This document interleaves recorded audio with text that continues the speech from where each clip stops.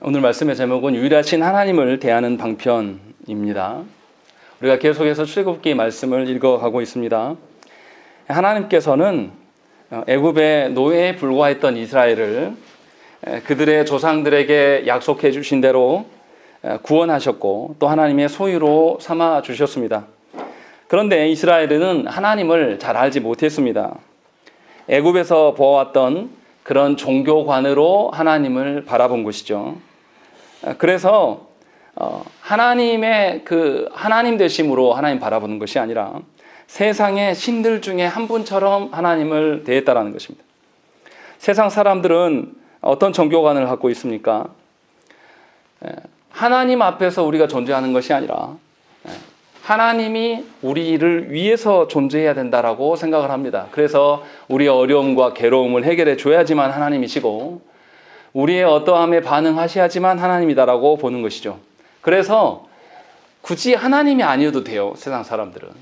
꼭 유일한 신을 구할 필요는 없고 자기에게 유익되는 신이면 어떤 신이도 상관이 없습니다. 그래서 우리 시대에도 절대적인 유일신을 인정하지 않습니다.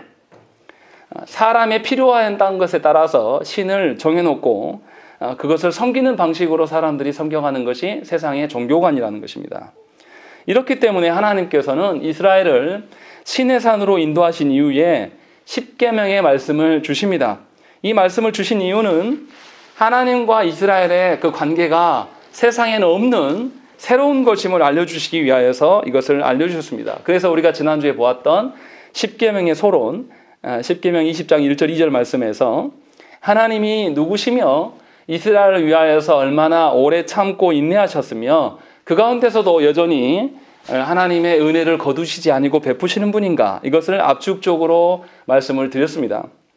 오늘 우리가 읽은 본문 1계명부터 4계명에서는 이스라엘이 이 애굽의 신을 바라보면서 애굽 사람들이 그들의 신에게 절하는 방식들, 예배하는 방식을 보면서 그렇게 하나님을 오해할까 봐서 하나님 앞에서 바르게 행하는 것, 하나님을 섬기는 방편이 무엇인지를 가르쳐 주십니다. 세상에 죽은, 있지도 않는 그것들을 우리의 필요에 따라서 만들어낸 그 신을 섬기는 그 방식으로 섬기라는 것이 아니라 분명히 살아계신 하나님, 유일하신 하나님 앞에서 바른 종교관이 필요하다는 것입니다. 안타깝게도 조국교회 안에서도 많은 성도들이 하나님을 믿고 섬길 때에 세상에 있었던 종교관을 그대로 가지고 와서 하나님을 찾는 경우가 있어요. 그래서 자기 만족과 자기 유익을 위해서 신을 찾고 그것에 반응해주지 않으면 하나님이 아니다라고까지 이야기를 하는 것입니다. 우리가 가장 혼란스러운 것이 바로 그런 것이죠. 하나님께서 우리를 훈련시키기 위해서 고난을 주실 수도 있는데도 불구하고 많은 성도들이 고난이 있으면 견디지를 못해요. 왜냐하면 세상의 종교관을 그대로 가져왔거든요. 그래서 하나님이 내 수호신 정도로 여기는 것입니다.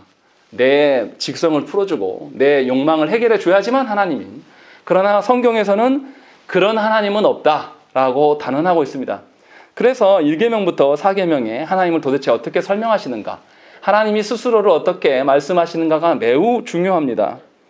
아까도 말씀드렸처럼 이스라엘은 애굽인들이 신을 숭상하는 것을 보고 살아왔습니다. 그래서 애굽인들이 갖고 있는 종교관하고 동일한 종교관을 갖고 있어요. 애굽 사람들은 풍요로움이 된다든지 다산이 된다라면 어떤 것들도 다 신으로 여겼습니다. 그래서 온갖 피조물들의 신이 존재한다고 말했습니다. 우리나라의 샤머니즘과 닮아 있는 것이죠.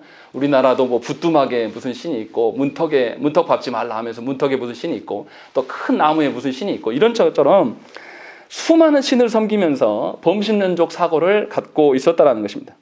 그래서 애굽에서 사자, 황소, 염소, 늑대, 개, 고양이, 독수리, 매, 심지어 갖가지 곤충들까지도 풍뎅이, 메뚜기 이런 것들을 다 섬겼습니다. 거기에 신이 있다라고 또 애굽인들 그뿐만이 아니라 우리가 아는 태양신 라를 섬겼다라는 것이죠. 그리고 또 태양을 섬겼으니까 당연히 달도 또 별도 1월 성신의 모든 것들을 섬기면서 심지어 애굽인들이 나일강까지 섬기기 시작했는 것이죠. 하나님께서 만들어 주신 모든 피조 세계를 보면서 그것이 하나님이다 라고 말하면서 모든 신들을 믿기 시작한 것입니다. 하나님께서는 이러한 이스라엘들의 처지를 너무나 잘 아셨습니다. 애굽인들의 종교관을 답습했을 것을 너무나 잘 아셨기 때문에 이들에게 새로운 하나님을 섬기는 방편을 알려주셨어야 돼요. 또 그리고 이스라엘이 어떤 지경에 있습니까? 시내산에서 하나님의 말씀을 받고 난 이후에 이들이 어디로 가죠? 가나안 땅에 들어가게 돼요. 애굽에서 종되었던 자들이고 또 광야에서 40년간 계속 이렇게 이동하는 자로 살았는데 정착민이었던 가나안 사람들이 갖고 있는 그 풍요로움과 그들의 찬란한 문화 앞에서 이스라엘이 압도될 것을 너무나 잘 아셨기 때문에 그들의 방식으로 신을 섬기지 말고 하나님의 어떠하심대로 하나님을 바르게 섬길 것들을 말씀하시기 위해서 제1계명을 주신 것입니다. 그런데 이러한 태도들이 애국과 이스라엘에게만 있는 게 아니라 우리도 가지고 있습니다. 현대의 사람들 어떻습니까? 절대적이고 유일하신 하나님을 믿지 않습니다. 우리 시대는 종교 다원주의를 믿습니다. 그래서 유일신 사상을 고집하면 고리타분하고 답답한 사람들로 간주하는 것입니다. 그래서 기독교가 항상 공격의 대상이 되는 것이죠. 현대인들이 생각하는 신이라는 것은 자신들의 필요를 채워주는 신이어야 되는 것이죠. 굳이 유일할 필요가 없어요. 그것이 나에게 유용한다면 과학이 우리의 신이 될 수도 있고 또 다른 금융이 우리의 신이 될 수도 있는 것이고 또 유익하다면 우리의 자녀들이 우리의 우상이 되기도 합니다. 이런 방식으로 우리가 유익이 된다면 모든 것을 숭상하고 섬겨라 라고 말하는 것이 현대의 정신이고 이것이 우리에게 다 물들어 있다는 것입니다. 그렇기 때문에 하나님께서는 우리와 언약 백성인 이스라엘에게 뭐라고 말씀하십니까? 3절 말씀에 너는 나 외에는 다른 신들을 내게 두지 말라라고 말씀하고 있는 것입니다. 이 히브리어적으로 다시 설명하면 너는 너를 위해 다른 신들을 너에게 있게 하지 말라 이런 뜻이에요. 자신의 생명과 안녕과 복을 위하여서 어떠한 신을 만들거나 상상하고 그것을 섬기지 말라라고 말씀하시는 것입니다. 우리 성경에는 내 앞에서라는 그것이 해석이 빠져 있습니다. 그런데 하나님 앞에서라는 말이 원래 히브리어 성경에 들어가 있어요. 그러니까 하나님 앞에서 하나님을 앞에 두고 다른 신을 섬기지 말라라는 거예요. 다른 거 상상하지 말라라는 거죠. 이게 얼마나 악한 겁니까? 이를테면 내가 사랑하는 배우자와 함께 있으면서 이 여인을 안아보면서 이 여인을 손잡으면서 다른 여인을 상상한다고 해보세요. 그것처럼 부정하고 불결한 것이 없죠. 지금 하나님께서 그 말씀을 하시는 거예요. 하나님을 섬긴다고 하면서 세상의 신들을 상상하면서 그것으로 가져와서 하나님 앞에서 행동하는 것이 너무나 악하다. 지금 이 말씀을 하고 있는 것입니다. 하나님께서는 이스라엘을 구원하시고 그들의 교만한 태도에도 참으시고 인내하셨습니다. 그리고 그들의 태도를 변화시키기 위해서 연단의 과정을 주셨어요. 그리고 그들의 태도를 드디어 바꾸셨습니다. 이제 이스라엘에게 하나님은 헛된 상상으로 만들어진 하나님을 섬기지 말 것들을 말씀하고 있는 것입니다. 하나님께서 이스라엘에 이렇게 말씀하시는 이유가 무엇입니까? 이렇게 구원하시는 이유가 뭐예요? 이스라엘에게 참된 자유를 주시려고 하는 것이에요. 그런데 이스라엘에게 주어진 그 자유라는 것이 하나님 안에서의 자유예요. 우리가 자유를 착각하지 말아야 될 것들.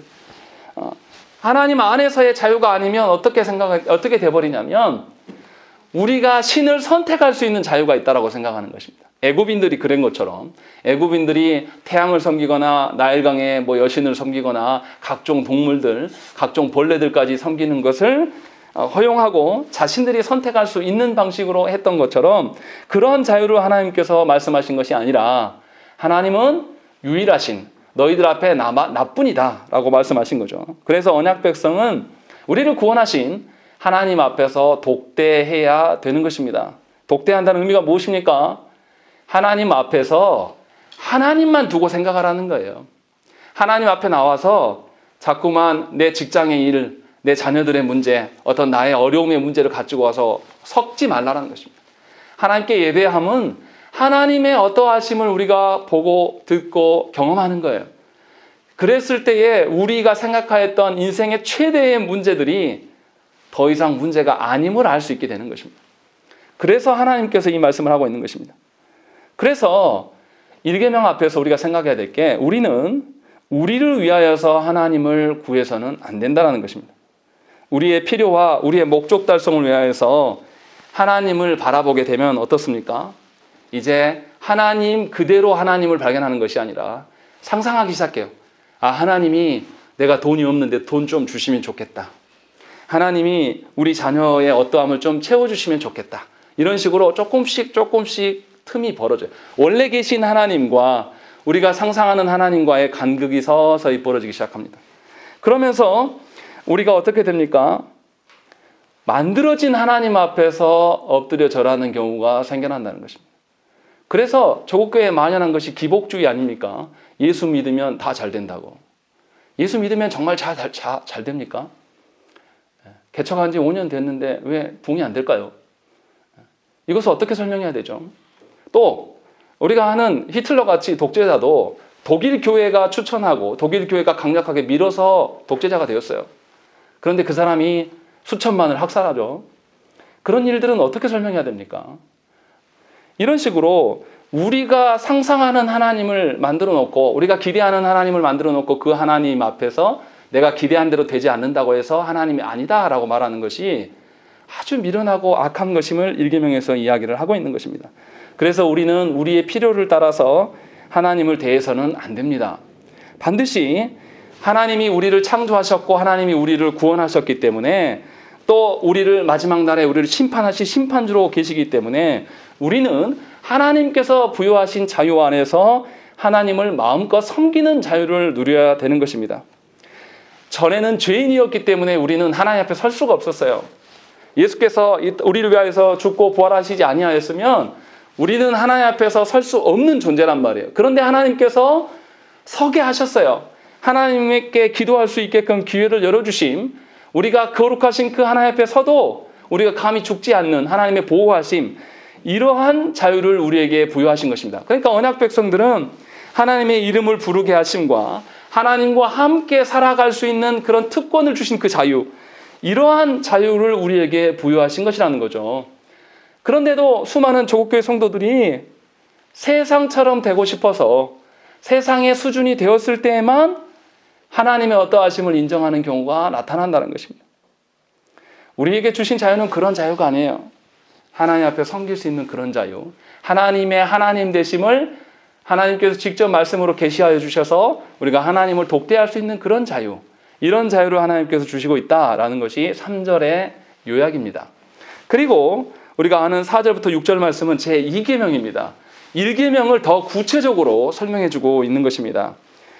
하나님께서는 피조 세계의 어떠한 것으로 하나님을 상상하여 형성화하는 것을 금지하십니다. 하나님이 이럴 것이다 라고 피조물을 바라보면서 상상하지 말라라는 거죠. 우리가 앞에서 읽었던 금송아지 사건이 바로 그런 거 아닙니까? 모세가 나타나지 않자 사람들이 금송아지 형상을 만들어 놓고 이것이 하나님이다 라고 말했던 거, 이것이 얼마나 악한 것인가 라는 것을 우리가 생각을 해봐야 돼요. 자, 그것이 왜 문제이냐? 4절 마지막에 어떤 형상도 만들지 말며 5절에 그것들에게 절하지 말며 그것들을 섬기지 말라라고 말씀하고 있는 것입니다. 이 시퀀스가, 이 프로세스가 굉장히 중요합니다. 왜 중요하냐면요, 인류는 자신의 필요에 따라서 신의 능력을 바라고 신을 상상했습니다. 상상한 것만으로는 부족해서 이들이 이제 형상을 본떠서 만들기 시작해요. 이 형상을 만들고 나면 어떻게 됩니까? 이제 그 형상이 귀하고 거룩해 보이기 시작해요. 그러면 그 형상 앞에서 어떻게 합니까? 절하기 시작합니다. 절하기 시작하고 그것이 신이다 라고 하더니 이제 나중에 어떻게 됩니까? 그 형상 앞에서 매이고 그 형상을 섬기는 존재가 돼버립니다. 그러지 않습니까? 아주 쉬워요. 우리 어렸을 때에 제가 이 설교하고 있는 이 강대상, 이 강대상 올라오면 됩니까? 안 됩니까? 안 됐어요. 여기가 마치 무슨 거룩한 것처럼, 여기만 특별한 것처럼. 그런데 하나님은 이미 예수께서 우리 가운데 오시면 어느 곳에서나 성령님이 임재하신 곳에 다 계심을 우리에게 알려주셨어요. 그래서 특별한 곳만 거룩한 것이 아니에요. 그런데 어떤 형상을 두고 어떤 장소를 두고서 거기를 만들어 놓고 거기만 특별하다고 여기 시작하면 이제 거기서는 뭘 하면 안 돼요. 그래서 저 어렸을 때에 강대상에 올라가서 뛰어놀다 걸리면 막 혼났습니다. 이건 하나님을 잘 모르는 겁니다. 잘못한 거예요. 이러한 것들이 다 여기서 출발한 것이죠. 형상을 만들어서 그것만 거룩하게 두는 것들. 하나님께서 애굽을 10가지로 심판하세요. 근데 10가지의 심판하시는 것들 우리가 설교하면서 계속 들어왔는데 그 심판하셨던 것이 무엇을 징계하는 것이냐면 애굽의 신들을 징계하시는 거예요. 개구리나 메뚜기라든지 또 비가 내리고 우박이 내리게 하는 것들 다 모두 다 애굽의 신들을 징벌하시는 하나님으로 드러나 있고 있다는 것입니다. 하나님께서 이처럼 거짓되고 인간이 만든 신을 제거하는 목적이 무엇입니까? 하나님께서는 이스라엘이 온전히 자신과만 교제하며 사랑을 나누시기를 원하십니다. 5절 말씀에 뭐라고 되어 있습니까? 그것들을 섬기지 말라. 나 네 하나님 여호와는 질투하는 하나님인즉 이렇게 되어 있는 것입니다. 하나님은 스스로를 질투하는 하나님이시라고 밝히시는 것입니다. 즉 하나님께서는 우리와 독점적인 사랑을 요구하시는 것입니다. 그렇지 않습니까? 남녀 간의 사랑도 누가 끼면 이게 사랑을 온전히 됩니까? 이런 건 없는 거죠. 이스라엘에게, 이 언약 백성에게 하나님 외에는 사랑의 대상자가 없음을 지금 말씀하고 있는 것입니다. 또 이것만을 말씀하시는 것이 아니에요. 또 다른 목적이 더 있습니다. 이게 더 중요해요. 하나님께서 사람을 안쓰럽게 여기셨기 때문에 지금 이 말씀을 하시는 것입니다. 4절 말씀을 보세요. 4절 말씀이 굉장히 중요합니다. 너를 위하여 새긴 우상을 만들지 말고 또 위로 하늘에 있는 것이나 아래로 땅에 있는 것이나 땅 아래 물속에 있는 것에 어떤 형상도 만들지 말며 라는 것입니다. 그냥 아주 간단하게 너를 위하여 형상을 만들지 말라 하시면 되는데 왜 이렇게 땅 위와 땅과 땅 아래에 있는 것들을 다 피조세계 전체를 언급하시는가? 이것이 굉장히 중요하다는 것입니다. 하나님께서 하늘과 땅과 땅 아래 물속에 있는 어떠한 것들을 다 창조하셨습니다. 그리고 창조하신 다음에 하나님께서 뭐 하셨습니까? 아담에게 모든 피조세계를 다스리고 정복할 수 있도록 하나님께서 권한을 부여하셨단 말이죠. 그러니까 인류는 피조세계, 피조물들을 경배하고 숭상할 것이 아니라 그들을 정복하고 다스리는 자의 권세를 가진 자들입니다. 그런데 이 아담은 하나님의 다스림에서 벗어나기 시작했어요. 그래서 자신의 방식대로 서게 됐다는 것이죠. 다 하나님의 영광 가운데 머물 때 가장 온전하고 행복할 수가 있는데 이들이 이것을 벗어나기 시작해서 결국은 피조물을 섬기고 지배당하는 존재로 전락하고 말았다는 것입니다. 그래서 모든 인류가 어느 동네에 가도 우리 시골에 가보면 다 동네마다 뭐가 있습니까? 당산나무라고 이게 나무의 이름이 정확히 제가 뭔지 모르겠어요. 저희 시골 고향에서는 큰 나무 있잖아요. 그 나무에 막 새끼줄을 꽈놓고 여러 가지 오색 색깔들 막 걸어놓고 거기에 저 어렸을 때만 해도 거기에서 제사 지내고 막 빌었습니다. 그리고 동네에 이상한 모양의 돌이 있으면 거기 앞에 가서 막 구다하고 막 난리를 쳤어요. 이런 것들이 타락한 증거입니다. 하나님께서 피조세계를 다스리고 정복하여서 이 피조세계가 하나님의 영광 가운데 온전히 기동할 수 있도록 하나님이 창조하신 대로 온전히 기동하여서 하나님이 주신 생명력으로 가득하도록 하나님 명령하셨는데 사람이 타락함으로 말미암아 자신의 본분을 잃어버려서 이제는 피조물을 섬기는 존재가 되었고 그 안에서 하나님의 영광과 하나님의 그 어떠하심을 발견할 수 없는 존재가 된 것입니다. 이것이 우리에게도 있어요. 현대인들이 어느샌가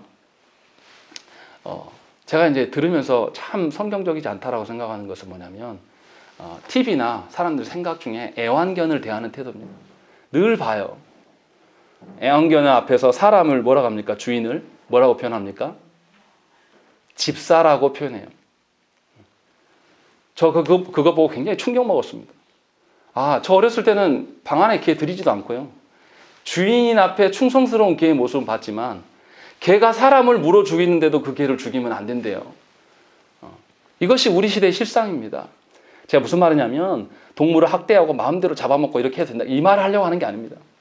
하나님이 주신 창조 질서가 뒤엎어져서 사람을 섬기며 죽어가는 자들에게 우리의 에너지를 소비해도 부족할 판인데 우리가 그것에 힘쓰는 게 아니라 이 동물들을 방 안에 들이고 어느샌가 내 자녀가 돼버렸고 이제 외출할 때도 자녀처럼 우리 품에 안고 다니고 보호하고 섬기는 그런 시절이 돼버린 것입니다. 이것이 우리의 타락상이에요. 그래서 우리가 주인이 아니라 집사가 돼버린 것입니다. 동물 그 잘하는 그 누군가요? 저 이름 까먹었는데 개 잘하는 그 젊은 분이잖아요. 그분이 가르치는 게 뭐예요? 주인이 주인답게 하라는 거죠. 그래서 바르게 애완견을 키워라. 저는 그 말에 정말 공감해요. 주인이 오히려 개들한테 끌려다니고 이런 형국은 타락의 결과물이라는 것을 저와 여러분들이 아셔야 한다는 것입니다. 이렇게 현대인들은 피조 세계에 물려 있는 것입니다. 제가 애완견만을 이야기했는데 다른 거 한번 생각을 해보십시오. 대한민국에서 지금 몇 년 사이에 얼마나 집값이 올랐습니까? 이 땅에 우리가 구속돼 매여 있는 것입니다. 그리고 더 많은 물질을 소유하기 위해서 우리가 얼마나 종노릇하며 우리가 더 피조 세계의 많은 것들을 숭배하고 경배하면 할수록 사람들이 인정해주는 이런 시스템 하에서 우리가 살아가고 있는 것입니다. 그래서 우리는 더 피조 세계에 더 많은 것들을 소유한 사람을 굉장히 우러러 봅니다. 우와, 나도 저렇게 되고 싶다. 젊은이들 말로 플렉스 한다 그러죠. 이것이 아주 타락한 증거라는 것입니다. 분명히 하나님께서는 하나님의 형상을 만들지 말라라고 말씀 속에서는 하나님이 원래 피조 세계를 정복하고 다스려서 더 이상 거기에 매이는 존재가 아니라 하나님 앞에 서는 존재로 하나님께서 말씀하시는 것이죠. 그래서 하나님께서는 분명히 이것을 안타까워 여기시면서 이 말씀을 하고 계시는 것이죠. 그래서 분명하게 뭐라고 하십니까? 5절 말씀에 나를 미워하는 자의 죄를 갚되 아버지로부터 아들에게로 3, 4대까지 이르게 하거니와 나를 사랑하고 내 계명을 지키는 자에게는 1000대까지 은혜를 베푸느니라 라고 말씀하는 것입니다. 하나님을 미워하는 것이 뭡니까? 하나님을 있는 그대로 하나님이 계시하여 주신 그 하나님으로 섬기는 것이 아니라 우리 방식대로 하나님을 상상하고 오해해서 만들어내고 거기에 우리가 붙들려 살아가는 것, 이것이 하나님을 미워하는 거예요. 있는 그대로의 하나님을, 우리가 결혼 생활하면서 부부간에 힘든 게 무엇입니까? 이 배우자 있는 그대로 이 사람이 어떤 사람인가 알아가고 서로 맞춰가려고 쓰는 게 아니라 야, 내가 더 너한테 베푼 거지? 너 나한테 따라와. 이렇게 내가 원하는 대로 네가 바뀌어줘야 돼 라고 할 때 두 부부 사이에 갈등이 일어나는 거죠. 이것이 미워하는 것이죠. 하나님께서 분명히 이것을 언급하시면서 하나님과 온전한 사랑을 나누시기를 하나님이 말씀하시는 것이죠. 그러면서 하나님께서 피조물인 우리들에게 선택권을 주신 거예요. 5절 말미에서는 하나님을 미워하는 자는 하나님께서 죄를 갚으실 것이다. 저주의 말씀을 하는 것이고 6절의 말씀에서는 하나님의 말씀대로 잘 지키는 자는 은혜를 베푸실 것이다. 하나님의 복의 말씀을 하고 계는 것이죠. 그러니까 이 피조물에 불과한 이스라엘 백성들에게 하나님께서는 축복과 저주 중에서 선택할 수 있는 권한을 주신다는 것입니다. 기준이 뭐예요? 하나님을 형성하지 말라. 하나님은 하나님 그대로의 하나님으로, 말씀 속에 계시는 그 하나님으로 인정하고 대하라는 것입니다. 그러할 때에 하나님의 복이 임하고 하나님과의 교제가 있을 수 있다라는 것을 우리에게 말씀하고 있는 것입니다. 하나님께서 우리를 구원하신 것만이 아니라 우리를 사랑하시기 때문에 하나님을 향한 우리의 무관심을 너무나 잘 아셔서 하나님께서는 말씀과 계명을 주심으로써 우리가 복과 저주를 선택하면서 하나님과 교제할 수 있는 자유까지도 부여하고 계신다는 것입니다. 이렇게 주신 계명인데 10계명이 뭐가 율법적이고 뭐가 의무적이겠습니까? 지난주에 제가 설교 때 말씀드린 것처럼 10계명을 너무나 의무적이고 기계적으로 하는 분들이 참 많아요. 지킬 수 없는 말씀이다 라고 말하지만 가만히 뜯어놓고 살펴보면 얼마나 하나님께서 우리를 사랑하셔서 우리에게 자유와 권한을 주고 계시는가 라는 것을 저와 여러분들이 보셔야 한다는 것입니다. 그리고 3계명으로 넘어가면 우리 7절 말씀 우리 한번 읽겠습니다. 시작.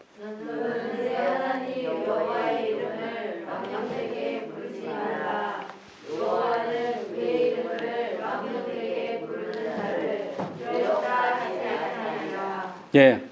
이어서 하나님께서는 하나님의 이름을 망령되게 일컫지 말라고 말씀하십니다. 하나님의 이름을 망령되게 일컫다라는 것이 무슨 의미일까요? 이것을 잘 알아야 돼요. 그냥 막연하게 망령되게 일컫는 거 우리끼리 상상하면 이것도 말씀을 곡해하는 것입니다. 이를테면 이런 겁니다. 하나님의 이름으로 타인을 속이고 자신의 이익을 위하여서 하나님의 이름을 사용한다든지 자신의 진실성을 입증하려는 행위를 말하는 것이죠. 거짓 맹세의 경우에는 하나님의 이름을 사용하는 것도 진실하신 하나님의 이름을 남용하는 것이 되는 것입니다. 여기서 우리가 좀 더 생각을 해봐야 돼요. 첫 번째로 생각해야 될 것을 하나님의 이름을 회방하는 것이 있습니다. 성경에서 이것을 뭐라고 말씀하시냐면 레위기 24장 15절 16절 말씀에 너는 이스라엘 자손에게 말하여 이르라. 누구든지 그의 하나님을 저주하면 죄를 담당할 것이요 여호와의 이름을 모독하면 그를 반드시 죽일지니 온 회중이 돌로 그를 칠 것이니라. 거류민이든지 본토인이든지 여호와의 이름을 모독하면 그를 죽일지니라. 이렇게 말씀하시는 것이죠. 레위기 24장이 어떤 내용이냐면 애굽 사람과 이스라엘 여인 사이에서 낳은 사람이 이스라엘 백성들과 다툼을 하고 있었어요. 언쟁이 있다가 이 혼혈인이 하나님의 이름을 저주하는 것들이 이제 사건이 발생한 것입니다. 그때에 이제 하나님의 이름을 저주한 자를 반드시 죽여라. 그것이 공동체 가운데 거룩을 유지하는 것이다 라고 말씀하시면서 말씀하신 바예요. 구약에만 있는 것이 아니라 신약에도 로마서 2장 24절 말씀에 기록된 바와 같이 하나님의 이름이 너희 때문에 이방인 중에서 모독을 받는도다 라는 것입니다. 사도 바울 선생이 무슨 말씀하냐면 너희 때문에 이방인 중에서 모독을 받는다라고 말씀하시는 것은 이 너희가 누구냐면 유대인들이에요. 하나님의 말씀을 안다고 하는 자들. 다시 말하면 하나님의 말씀을 아는 자들이 하나님의 이름을 욕보이고 있는 거예요. 하나님의 말씀과 무관하게 자기들이 정해놓은 몇 가지를 지키면 다 거룩한 것처럼 말하고 있으니 오히려 이방인들이 혼란이 오는 것입니다. 하나님의 택한 백성들이 더 그러니까. 그러면서 너희로 인하여서 하나님의 이름이 추락하고 있다. 하나님의 이름이 회방당하고 있다. 업신여김을 당하고 있다라고 지금 이것을 언급하면서 이것이 얼마나 큰 죄인가라고 말씀하는 것입니다. 그런 점에서 조국교회가 여기서 자유롭지가 않아요. 세상 사람들이 교회를 걱정한 지가 오래됐습니다. 교회가 자정 능력이 없어요. 교회가 이단에 대한 구별법도 제시하지 않습니다. 그냥 교회가 어떤 식으로 반응하냐면 세상이 질타하면 늘 변명만 하고 있는 것입니다. 이런 지가 오래돼 버렸어요. 하나님의 이름이 교회 때문에 땅바닥에 떨어져 있는 것입니다. 수많은 직분자들이 범죄 현장에 노출되어 있고 수많은 성도들이 사회에 나가서 무리를 일으키는 일들이 교회 안에 계속 드러나는 것입니다. 우리가 작년에 얼마나 많이 봤습니까? 코로나 때문에 교회가 보였던 그런 교회의 민낯. 정말 부끄러워서 말하기가 어려워요. 그런데 여전히 교회가 그것을 인정하고 회개하지는 않습니다. 뭐라 그러냐면 사탄이 저 세상 사람들을 조롱해서 우리를 탄압한다라고 말하고 있는 것입니다. 아니 건강하고 국가의 권위로서 질병을 예방하고 지키는 것은 국가의 당연한 의무예요. 하나님께서 부여하신 권세예요. 그런데 교회가 그것을 부정하는 현실이 된 것이죠. 그래서 세상으로부터 지탄을 받고 있는데도 돌이키지 않습니다. 여전히 그러한 수구적인 생각들로 갖고 있는 것입니다. 이것은 하나님의 이름을 우리 스스로가 짓밟는 행위예요. 이것이 망령되이 일컫는 것이다. 한 부분이고요. 두 번째로 우리가 생각해야 될 것은 거짓된 예배 행위로 하나님의 이름을 헛되게 취하는 경우가 있습니다. 하나님께서 레위기에서 뭐라고 말씀하시냐면 몰렉에게 자녀를 주어 불 가운데로 통과하는 것은 하나님의 이름을 욕되게 하는 것이다 라고 말씀하셨어요. 무슨 말이냐면 아까 우리가 1계명 했던 거하고 연계되어 있습니다. 하나님을 섬기는 것은 세상의 다른 신들처럼 섬겨서는 안 돼요. 그런데 이스라엘 백성들이 가나안 땅에 들어가 보니까 이들이 풍요롭고 자녀를 많이 낳는단 말이에요. 그 근원을 살펴보니까 몰렉이라는 신에게 이렇게 제사 드리면 많이 되는 것 같아요. 그래서 어떻게 하냐면 불을 지펴놓고 불 가운데로 자기 자녀들을 지나가게 만들어요. 그래서 넘어지면 타 죽는 아이들이 생기고 신에게 자기 자녀를 바치면서 풍요를 바래요. 이런 일들을 하고 있는 것에 대해서 하나님께서 굉장히 진노하시는 것입니다. 세상 종교 행위를 따라하면서 거짓된 종교 행위를 하는 것에 대해서 하나님께서 금하시는 것입니다. 시편 1절 이사야 1절 13절 말씀에 헛된 재물을 다시 가져오지 말라. 분향은 내가 가증히 여기는 바요. 월삭과 안식일과 대회로 모이는 것도 그러하니 성회와 아울러 악을 행하는 것을 내가 견디지 못하겠노라 라고 말씀하시는 것이죠. 하나님이 얼마나 거짓된 예배에 대해서 거짓된 모임에 대해서 하나님이 얼마나 오래 참고 인내하시다가 나중에는 이제 하지 마라. 너희가 예배하면 할수록 내가 더 구역질이 쏟는다. 하나님 그렇게 말씀하고 있는 것입니다. 그러니까 우리가 습관에 되어 있고 내 이름이 걸려 있기 때문에 의무적으로 예배에 나오는 것은 굉장히 위험한 것입니다. 하나님께서 우리를 예배 자리로 부르시는 것은 하나님을 만나도록 하시기 위해서 부르신 거예요. 어떤 내가 이 교회 안에서 어떤 직함이 있고 내 체면이 있어서 교회에 나오는 것, 이거는 하나님의 이름을 가지고 조장하는 겁니다. 아주 나쁜 거예요. 하나님은 살아계셨고 살아계신 그 하나님은 우리보다 더 탁월하시고 지혜로우신 하나님이에요. 우리의 속마음을 모르시는 하나님이 아니란 말이에요. 그렇게 우리를 부르시는 거예요. 그러니까 우리가 하나님을 만나기 위해서 온 것이 아니라 내가 어떤 다른 이 속에 있어서 하나님 앞에 나오는 거, 왜 하나님 모르시겠습니까? 이런 방식으로 하는 것이 하나님의 이름을 망령되게 여기는 것이다 라는 것이고, 세 번째로 하나님의 이름을 들어서 거짓된 예언을 하는 경우가 있습니다. 에레미야 28장에는 누가 등장하냐면 하나냐라는 거짓 선지자가 나타납니다. 그 거짓 선지자가 뭐라 그러냐면, 에레미야는 뭐라고 합니까?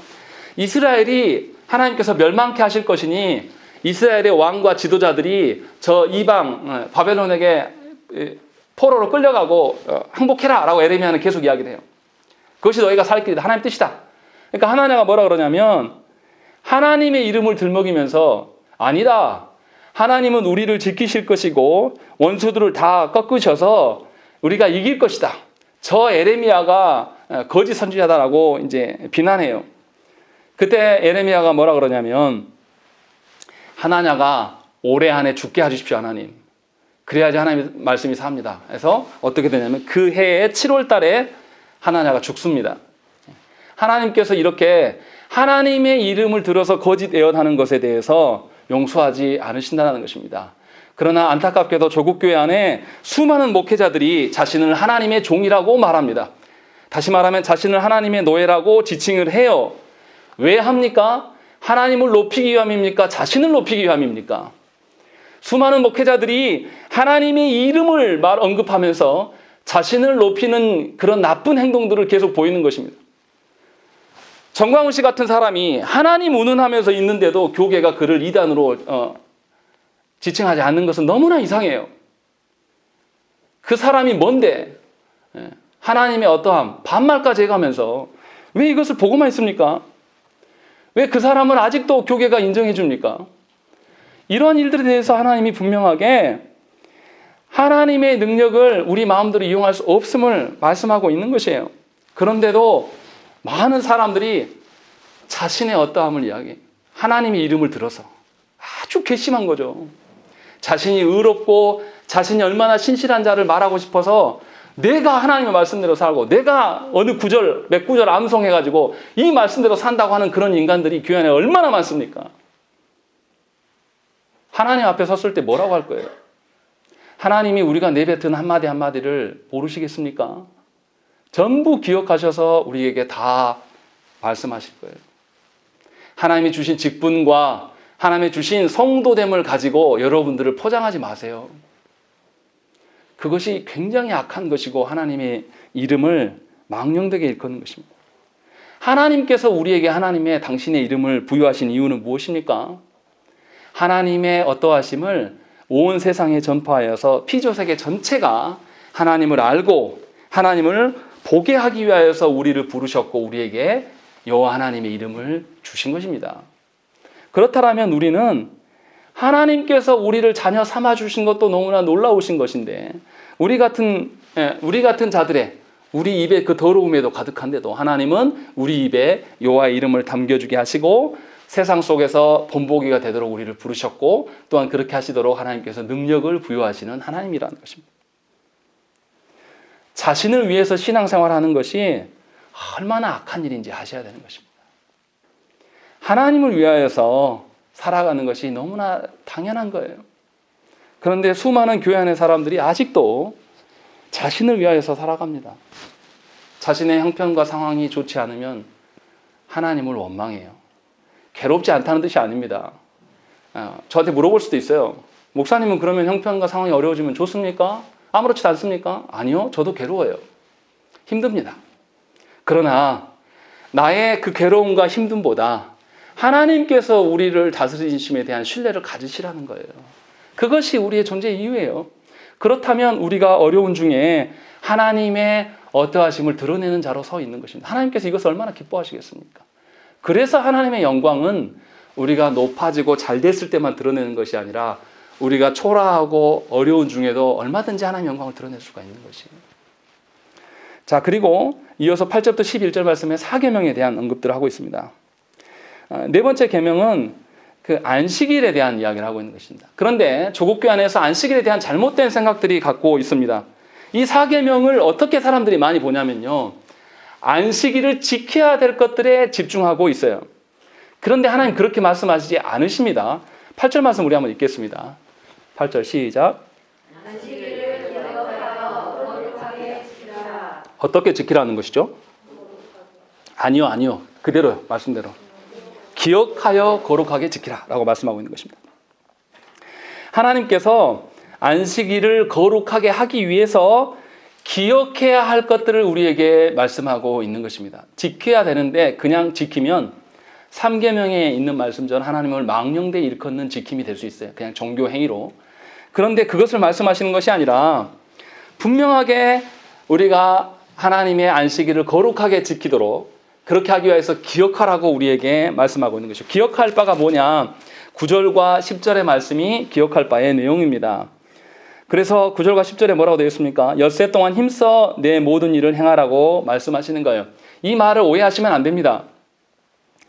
우리 일, 우리 먹고 사는 문제, 우리 하고 싶은 일을 6일 동안 열심히 행하면 된다.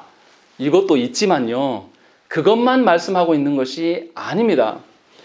창세기 2장 15절 말씀에 여호와 하나님이 그 사람을 이끌어 에덴 동산에 두어 그것을 경작하며 지키게 하시고 라고 되어 있습니다. 하나님께서 아담을 창조하신 다음에 뭐 하냐면 에덴 동산을 경작하면서 지키도록 하나님이 명령하신 거예요. 에덴 동산을 어떻게 지키는 것입니까? 하나님의 영광대로 그 에덴 동산이, 그냥 에덴 동산이 가만히 놔두면 자기들이 알아서 막 하나님의 영광을 드러내고 막 이렇게 됐다는 뜻이 아니에요.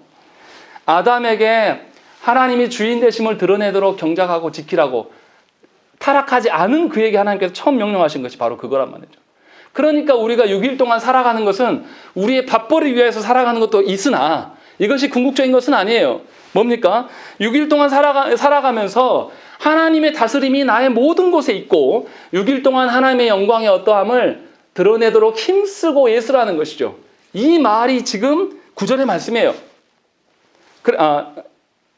9절의 말씀이에요.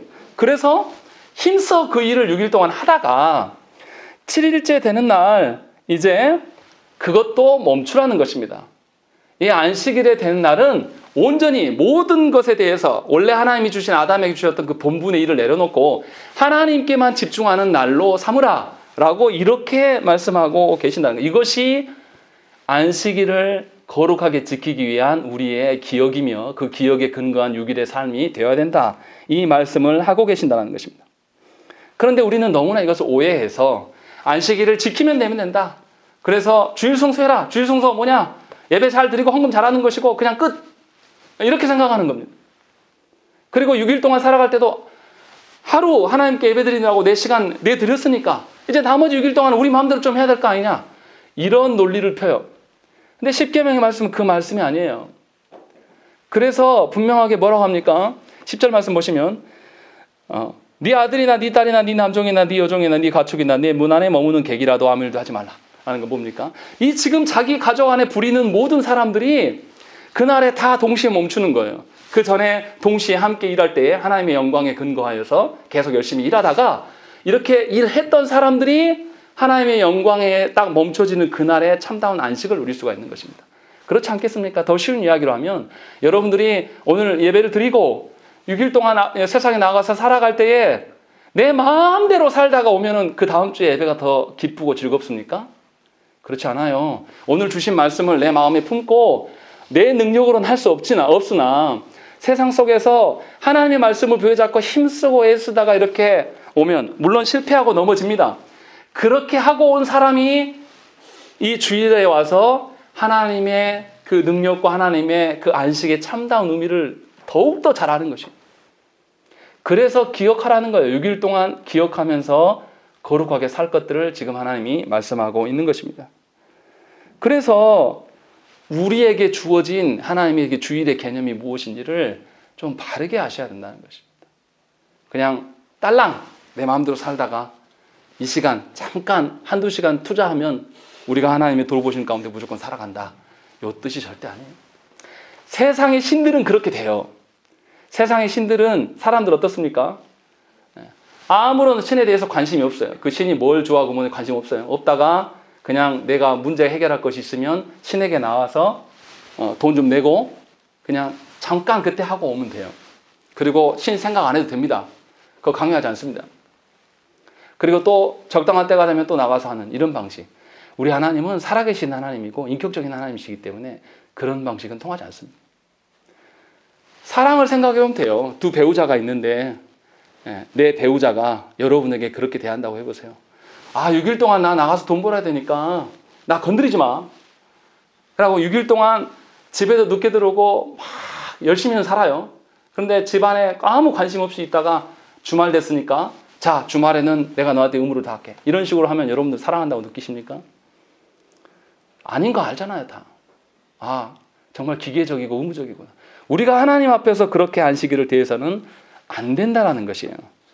신명기 5장에도 우리가 아까 읽었던, 우리가 교독하면서 읽었던 신명기 5장에도 10계명이 나와요. 그런데 이 안식일의 계명에서 출애굽기에 없는 말씀이 신명기 5장 15절의 말씀이 있습니다. 제가 읽어드리겠습니다. 너는 기억하라. 네가 애굽 땅에서 종이 되었더니 내 하나님 여호와가 강한 손과 편팔로 거기서 너를 인도하여 내었나니 그러므로 내 하나님 여호와가 내게 명령하여 안식일을 지키라 하느니라 라고 말씀합니다. 왜 하나님께서 안식일 지키라고 하는지를 분명하게 이야기를 하고 있는 것입니다. 하나님께서는 언약 백성인 이스라엘이 더 이상 일의 노예가 되는 것을 원치 않으십니다. 하나님의 자녀로 살기를 원하신 것이죠. 그래서 타락한 세상의 노예가 아니라 일주일 전체가 하나님의 자녀로 살아가기를 하나님이 원하신다는 것입니다. 그러나 하나님을 온전히 신뢰하지 못한 우리는 어떻습니까? 우리가 안식일을 기억하는 자가 별로 없고 그 하나님 앞에서 거룩의 어떠함을 상상하는 자가 별로 없다는 것입니다. 하나님을 의지하면 나의 생존이 보장된다는 그 믿음이 없이는 우리가 6일 동안 하나님 앞에 살아갈 수가 없어요. 목사님 저도 마찬가지입니다. 교회가 자립하지 못하는 구조가 가면 불안해요. 인간적으로 생각을 하면. 이게 어느 정도 유지될 것인가? 우리가 이렇게 어느 정도까지 버틸 수 있을까? 자녀들은 커가고 있고 돈 들어갈 때는 많은데 이렇게 생각하기 시작하면 목회 못합니다. 우울증 걸려요.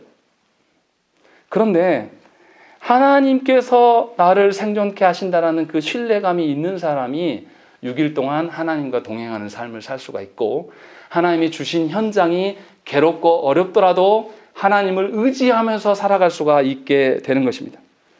그것이 하나님이 말씀하시는 안식일의 개념이에요. 거룩의 개념이라는 것입니다. 그러니까 우리는 죄의 노예였었어요. 그래서 예수 믿고 하나님의 자녀가 되었단 말이죠. 그래서 우리가 늘 불안한 그 본성이 아직도 남아 있습니다. 생존을 위협하는 문제가 나타나든지 우리 자녀의 장래 문제가 생각하면 우리가 먼저 걱정부터 앞서요. 그래서 부모된 우리가 어떻게 합니까? 자녀들한테 뭔가를 해주려고 해요. 그런데 그것이 자녀를 지키는 방식은 사실은 아닙니다. 하나님께 온전히 내어 맡기는 것. 이게 쉽다고 말씀드리는 게 절대 아니에요. 굉장히 어렵습니다. 그러나 하나님이 우리를 이것을 약속해 주셨어요. 그리고 그 하나님 앞에 서라는 것입니다. 그렇기 때문에 우리는 안식일을 의무로 지키는 것이 아니에요. 또 우리 마음대로 자유롭게 내가 원하는 시간에 골라 행하는 예배 이런 식도 안 된다는 것입니다. 우리는 주일날에 하나님의 창조와 구원의 의미를 다시금 기억해야 되는 것입니다. 내가 존재하는 것도 하나님의 창조하심이며 그냥 존재하는 것이 아니라 하나님의 자녀로 존재케 하셔서 보이는 세계만이 아니라 보이지 않는 저 하나님을 우리를 구원하게 하셔서 보게 하시니 얼마나 감사합니까? 세상 사람들의 논리나 세상 사람들의 어떤 지식으로 우리가 하나님의 나라를 설명해 줄 수는 없어요. 그러나 놀랍게도 저와 여러분들은 우리가 하나님을 대하는 태도가 막 현격하게 놀랍도록 바뀌지는 않았으나 희미하게라도 하나님을 소망할 수 있기 때문에 이 자리에 나와 계신 거예요. 그리고 그 마음으로 우리가 하나님께 설 수가 있는 것입니다. 그래서 우리는 6일간의 삶에 하나님의 창조와 구원의 그 흔적들이 계속 하나님의 역사하심으로 드러나게 될 것입니다. 현대 사회가 부추기는 부와 욕망의 마음들을 우리가 떨쳐내고 온전히 하나님을 신뢰하며 걸어갈 때에 우리는 하나님의 앞에서, 유일하신 하나님 앞에서, 세상에 없는 그 인격적인 하나님 앞에서 우리가 온전히 설 수가 있는 것입니다. 그래서 우리가 주의를 대하는 태도들을 바꾸셔야 됩니다. 주의를 대하는 태도는 궁극적으로 하나님을 향한 여러분들의 태도를 바꾸는 것이에요. 하나님이 예배당 그 11시 예배 가운데만 있으신 분이 아니라 모든 영역에서 여러분과 함께 하시며 여러분들의 삶을 주관하시고 역사하시는 그 하나님을 향한 신뢰를 가지실 때에 하나님의 말씀에서 나오는 그 하나님의 섬기는 방편으로 우리가 설 수가 있는 것이고, 우리가 걸어갈 때에 세상 사람들이 우리를 통하여서 하나님이 살아계시구나 라는 고백들이 드러날 수가 있는 것입니다. 바라옵기는 여러분들이 하나님을 향한 태도들이 변화될 때에 하나님께서는 여러분들 뿐만 아니라 여러분들의 자녀와 여러분들의 주위의 모든 이들에게 하나님의 어떠하심을 보이실 것입니다. 세상과는 전혀 다른, 교회가 교회답지 못하여서 세상에서 욕먹는 구조가 아니라 이제 무너져버린 교회를 하나님께서 이 말씀을 통해서 여러분들에게 위임해주고 있는 거예요. 여러분들의 삶을 통하여서 하나님의 교회를 다시 복권할 것들, 그래서 다시금 예전처럼 세상이 교회를 존경하며 하나님의 선하심을 볼 수 있는 그런 나라 되기 위하여서 여러분들이 쓰임받기를 간절히 축원합니다. 함께 기도하겠습니다.